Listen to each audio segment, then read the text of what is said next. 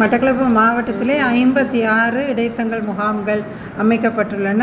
முகாம்களில் இருப்பவர்கள் யாவருக்கும் சமைக்கப்பட்ட உணவு பிரதேச செயலகங்களால் வழங்கப்பட்டு கொண்டு இருக்கின்றது.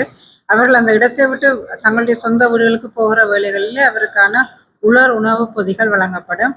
இன்றைய தினத்திலும் கௌரவ ஆளுநர்கள் மட்டக்களப்பு மாவட்டத்துக்கு 500 உலர் உணவு பொதிகளை வழங்கியுள்ளார். அவை தேவையான பிரதேச செயலாளர்களிடம் கையளிக்கப்படும். சீரற்ற காலநிலையால் 3466 குடும்பங்களைச் சேர்ந்த 10,155 பேர் பாதிக்கப்பட்டுள்ளனர். திருவண்ணாமலை மாவட்டத்திலே உள்ள 8 தற்காலிக முகாம்களிலே பாதிக்கப்பட்ட மக்களை தங்க வைப்பதற்குரிய ஏற்பாடுகள் செய்யப்பட்டிருக்கின்றது. இந்த தற்காலிக முகாம்களிலே உள்ளவர்களுக்குரிய சமைத்த உணவுகளை வழங்குவதற்கு பிரதேச செயலாளர்கள் உரிய ஏற்பாடுகள் செய்துள்ளனர். மேலும் நண்பர்கள் மற்றும் உறவினர்கள் வீடுகளிலே 1002 குடும்பங்களைச் சேர்ந்த 3485 பேர் தங்க வைப்பதற்குரிய ஏற்பாடுகளும் செய்யப்பட்டிருக்கின்றது. இந்த அனர்த்தத்தினால் உச்சிவெளி பிரதேசத்திலே ஒருவர் மரணம் அடைந்திருக்கின்றார்.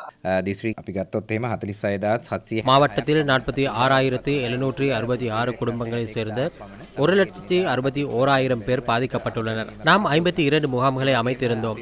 6,709 பேர் முகாம்களில் தங்க வைக்கப்பட்டிருந்தார்கள். 11,811 குடும்பங்களை சேர்ந்த 48,017 பேர் உறவினர்களின் வீடுகளில் தங்க வைக்கப்பட்டிருந்தனர். அவர்களையும் முகாம்களில் தங்க வைக்கப்பட்டிருந்தவர்களையும் வீடுகளுக்கு அனுப்பும் நடவடிக்கையை படிப்படியாக நாம் முன்னெடுத்து வருகின்றோம்.